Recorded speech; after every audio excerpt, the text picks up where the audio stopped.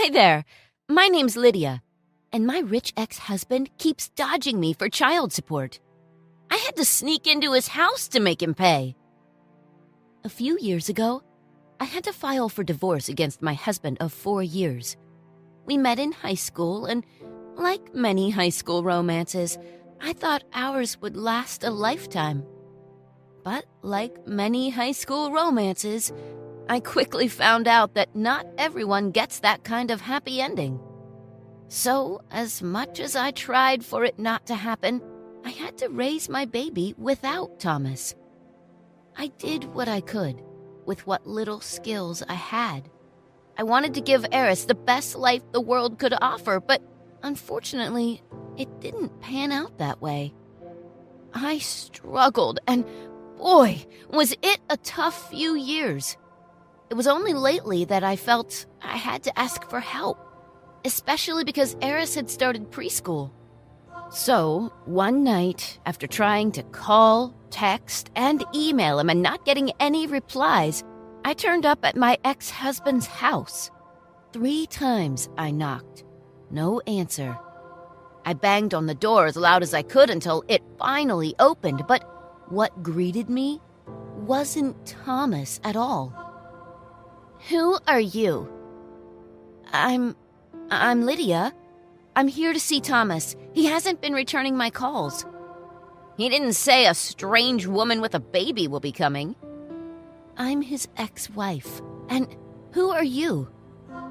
She looked at me from head to toe, her face a stark picture of disinterest. Stop.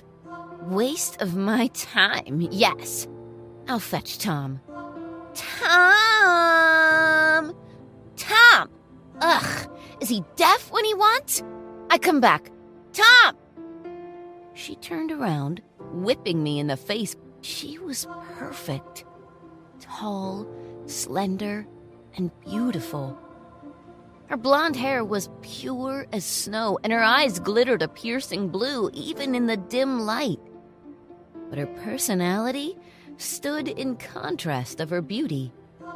She judged me the moment she saw me, and as she turned to look for Thomas, she slapped one of the maids who was only trying to greet me and shouted at the other staff who were busy cleaning up a mess in the kitchen. She pushed the people who were trying to blow-dry her hair and put her makeup on. It seems, since I'd left, a tyrant had taken up ruling my old house. When she reached the foot of the stairs, she bellowed again, "Tom! Ugly woman with baby is here to see you. You come down or I call my cousin Melania to pick me up." And then finally, as if he had suddenly learnt the meaning of urgency, Tom appeared at the top of the stairs. He smiled down at Anastasia and apologized. Anastasia answered him with a sour expression and whipped around to disappear disapprovingly as the maids followed her with the blow-dryer. "Oh, wow. You've really let yourself go, huh? What are you doing here, Lydia?" "What do you mean, what am I doing here?"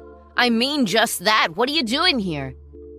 "Oh, okay, Tom. I was not informed that with the new nickname, you'd also lost the ability to use your phone, your email, and have completely forgotten how to read.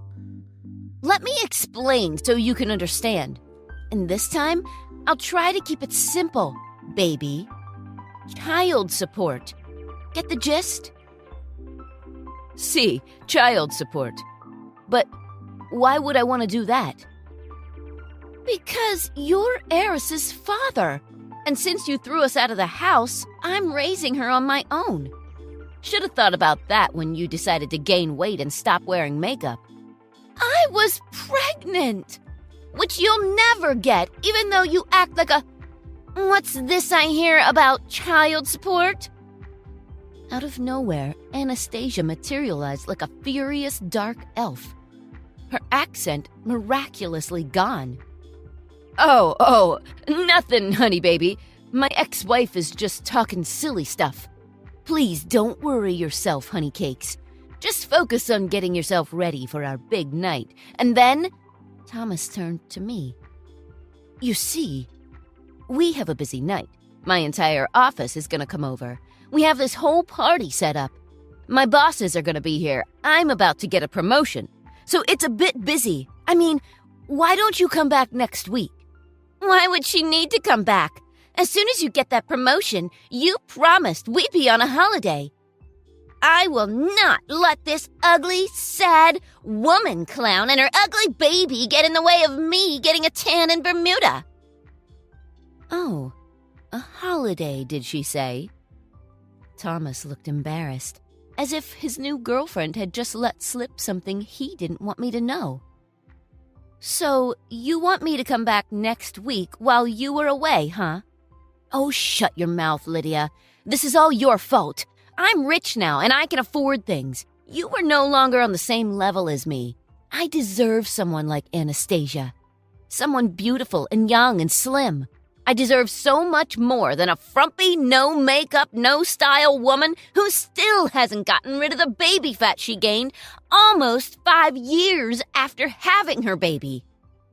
A baby you don't even acknowledge, and who I've had to raise on my own.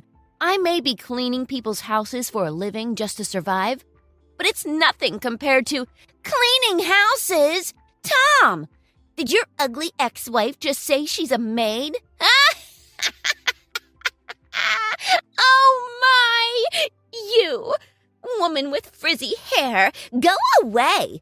Tom and I are inseparable now. He will never pay you for anything. He's with me now, and everything about Tom, his time, his effort, his heart, his money, this house, it's all from me. And you will never get in the way. Goodbye. That's disgusting. Tom looked at me as if I'd just said something horrible. Seriously, Lydia? Cleaning houses? How gross. You know how embarrassing it is just to think that I'm vaguely associated with you, and now you're raising my daughter around that type of thing? What will my friends at the country club say? That my daughter is being raised by someone who cleans toilets and does people's laundry? You really are low class. Oh, so now she's your daughter? What are you doing, Tom? Why are you still talking? I've already said goodbye to this disastrous woman. You know what, Lydia? Here's a better deal. How about I call my lawyer friends and you don't get anything? No child support, no daughter. I'm taking you to court for trying to extort money from me, and I'm suing for full custody of whatever her name is. He slammed the door in my face. And it took all the fortitude and patience in the universe for me not to just burn his house down then and there. If he was going to get lawyers involved, the last thing Eris and I needed was for me to be convicted of arson. No, I had to be smart. I had to be smarter than Thomas would expect, and I already had a plan. Later that night, I returned to his house while the dinner party was in full swing. I dressed up in a maid's uniform. I snuck in through the back and blended in with all the staff. Thomas never so much as gave a second glance at his maids, and I doubt Anastasia even thought about them as people. Even so, I still made sure to cut my hair and do my makeup differently, just in case. I served them dinner.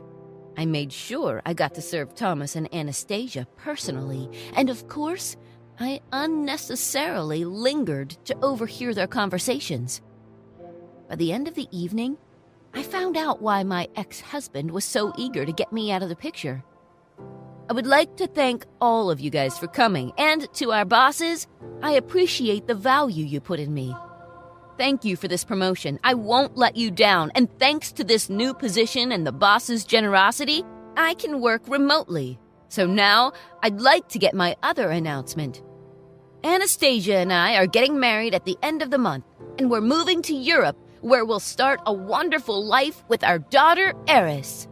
Applause erupted in the room. He was congratulated by everyone. I almost broke the tray I was holding in half. I calmly made my way back to the kitchen. I wanted to scream. I wanted to punch the wall like straight white men do. but I had to keep my cool. I was about to decide on burning Thomas's house down with a simple flick of the gas controls, but then somebody tapped me on the shoulder. I turned around, and there was a tall, handsome man who was smiling at me. "Hi, and this is probably weird, and I know you won't expect anyone to recognize you, but you're Lydia, right? It's all right. I'm not here to expose you. I recognize you. You clean our house on Wednesdays." "You're Edward. I'm sorry. I'm just here to..." "I know what you're here for.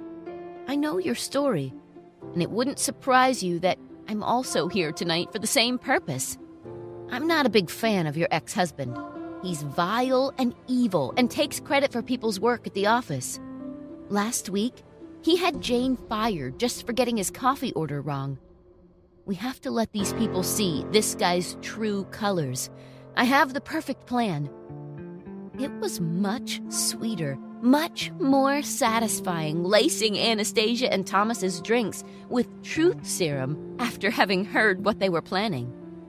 Oh, how sweet it felt to have them pay.